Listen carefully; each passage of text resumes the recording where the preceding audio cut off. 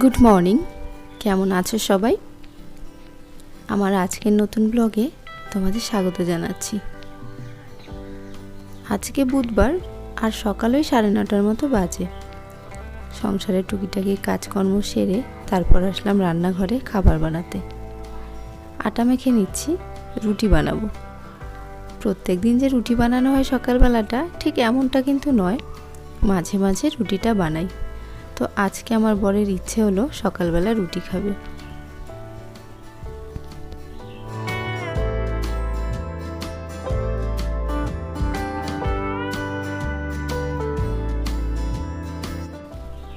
যে কোনো জিনিস কেনার সময় সবসময় কিন্তু দেখে নিয়ে তারপর কিনতে হয়, কিন্তু আমার একটাই হয়ে যায় প্রত্যেকবার, আমি জিনিস কেনার সময় ঠিকঠাক আর দেখতে মনে থাকে না যে ভালো করে চেক করে নেব জিনিসটা ঠিক আছে কিনা, এটা না কিছুতেই মনে থাকে না। এই যে রুটি বেলনাটা কিনলাম, চাকি বেলনিটা, এটা কিন্তু একদমই বাজে কিনেছি। রুটি তো ঘোরেই না, মানে আমার রুটি বেলতে বেলতে অভ্যেস হয়ে গেছে। নতুন কেউ আসলে কিন্তু এটাতে একদমই রুটি বেলতে পারে না, আটকে আটকে যায় একদম। তো দেখো, কথা বলতে বলতে আমার রুটি ভাজাও হয়ে যাচ্ছে। আর তাওয়ার উপরেই কিন্তু রুটি ভাজলে দেখো কত সুন্দর বলের মতো ফোলে।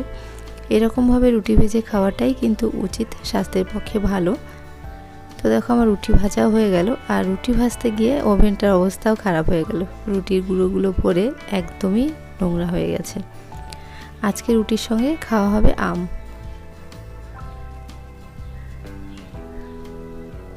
এই বছরটা কিন্তু আমের ফলনও কম, আর আমের দামটাও কিন্তু বেশ চড়া। তাও বছরের ফল না খেলে একদম ভালো লাগে না, তার মধ্যে যদি হয় আম, তাহলে তো না খেলে ভালোই লাগে না। তো যে কোনো ফল কম খেলেও আমটা কিন্তু কম খেতে ইচ্ছে করে না, যেহেতু আমাদের বাড়িতে ছোট থেকেই আম গাছ ছিল, আম খেয়ে বড় হয়েছে আর কি প্রত্যেক বছর। আর এখন দুর্গাপুর আসার পর কিনে খেতে হচ্ছে, তার জন্য একটু গায়ে লাগে যে বাড়িতে থাকলে যেভাবে আম খাওয়া যায়, কিনে কিন্তু ততটা খাওয়া সম্ভব নয়। তো দেখো আমি আমগুলো একটা ছুরির সাহায্যে কেটে নিচ্ছি। আর আম কাটতে গিয়ে যদি দেখা যায় না আমগুলো নরম, তাহলে খোসা না ছাড়ানোই ভালো। খোসা শুদ্ধই পিস করে নিয়ে একটা চামচের সাহায্যে যদি তুলে নেওয়া হয়, তাহলে কিন্তু আমটা গলেও যায় না আর খুব ভালোভাবে উঠেও যায়। এই আমটা হালকা শক্ত থাকায়, একেবারে নরম না থাকায় আমি এরকমভাবে ছোট ছোট টুকরো করে কেটে নিলাম। অল্প সময়ের মধ্যে কিন্তু অনেকগুলো ছোট টুকরো করে আম কাটা যায়। তো দেখো সমস্ত আম আমার টুকরো করা হয়ে গেছে, আর পিসগুলো দেখতে পাচ্ছ। এইরকমভাবে কিন্তু আম কেটে আমার রুটি দিয়ে খেতে বেশি ভালো লাগে।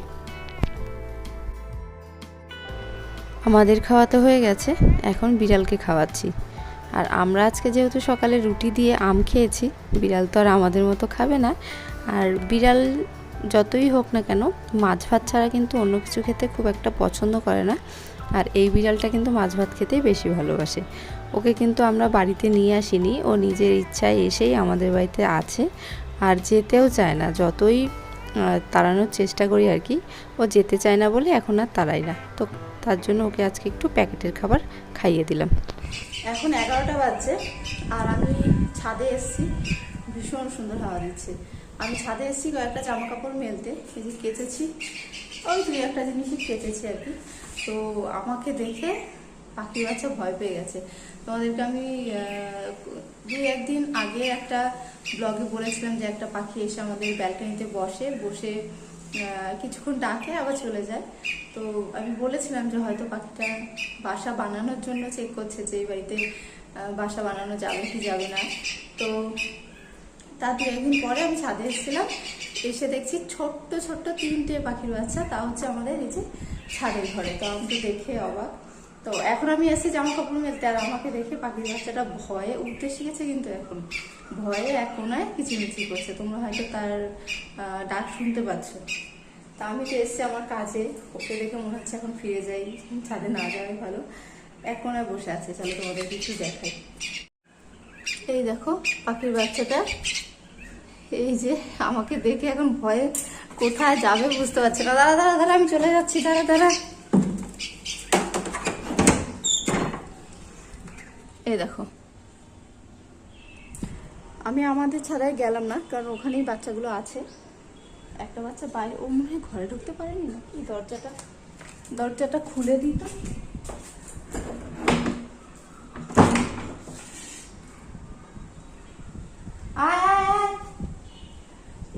ঘরে না ছিল। তো আমি যেদিন এসেছিলাম ছাদে, তো ছাদে আসার পর আসার পর একটা পাখির বাচ্চা উড়ে গেছিলো। উড়ে যাওয়াতে আমি যাওয়ার সময় আবার দরজা আটকে দিয়ে গেছি, যেন বিড়াল না এসে খেয়ে নেয় আর কি। তো সেই কারণে আটকে দিয়ে গেছি, তো ওকে ঘরে ঢুকতে পারেনি। আমি তো নিজেই এখন বুঝতে পারছি না যে আমার জন্যই না ও ঘরে ঢুকতে পারছিল না। দরজা খুলে দিয়েছে, এখন যদি যায় তো যাবে।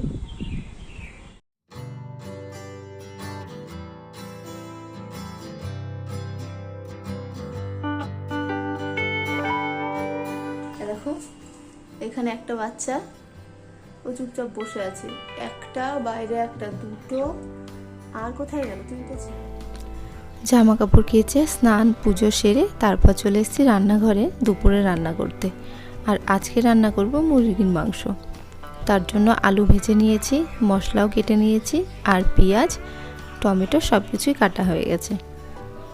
ছাদে যে তোমাদেরকে পাখির বাচ্চা দেখালাম, এই যে শুধু পাখির বাচ্চা নয় কিন্তু, আসলে আমরা এই কোয়ার্টারে আসার অনেক বছর আগে থেকেই এই কোয়ার্টারে কোনো মানুষ থাকতো না, যেই কারণে কোয়ার্টারটা ফাঁকাই পড়েছিল। তো সেই কারণেই এখানে কুকুর বলো, পাখি বলো, বিড়াল বলো সবাই এসে থাকতো। তো ওদেরই বাসস্থান ছিল আমার মনে হয়। আমরা আসার পর কিন্তু 2-3 বার এখানে কুকুরের বাচ্চাও দিয়েছে, পাখিও 3বার বাসা করেছে, বাচ্চা দিয়েছে, আর বিড়াল তো আমাদের সঙ্গেই থাকে এখন। তো আমার মাঝে মাঝে মনে হয় যে ওদের থাকার জায়গাটা হয়তো জোর করে আমরা দখল করে রেখেছি, মানে অন্যের কোয়ার্টারে আমরা এখন জোর করে থাকছি আর কি। তো আমরা থাকাতেও যে ওদের খুব একটা অসুবিধে হয় তা না, আমরা অসুবিধে করতে চাই না।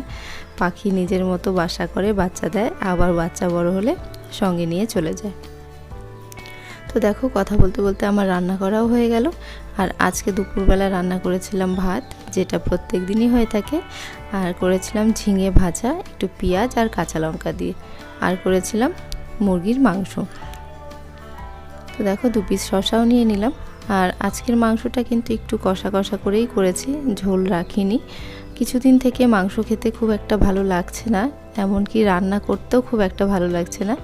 তো সেই কারণে চেষ্টা করছি একটু ভালো করে যেন রান্না হয়।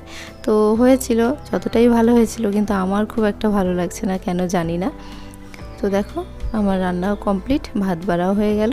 তো তোমাদের ভালো লাগলে একটা লাইক করো, চ্যানেলটা সাবস্ক্রাইব করো, ভালো থেকো।